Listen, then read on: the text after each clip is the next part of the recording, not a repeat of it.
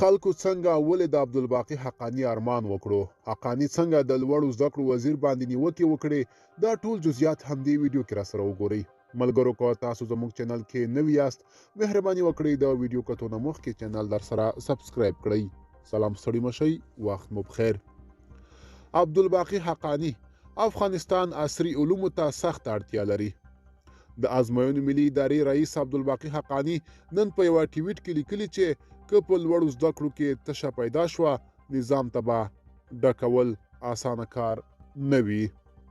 هغه زیاته کړې، د افغانستان ځوان اسلامي نظام د دیني علومو په څیر عصري علومو ته سخت اړتیا لري. که د عصري علومو په ښوونیزو مرکزونو او لوړو زده کړو کې تشه پیدا شوه، ډکول به د نظام لپاره اسانه نه وي. اغیزناک لوري باید پام ولري.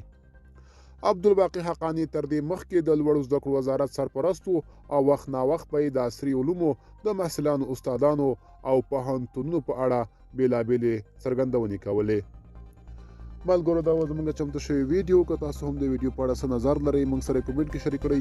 د لا ښکلي ویډیوګانو لپاره موږ سره پاتې شئ. تر بیا ښه وخت.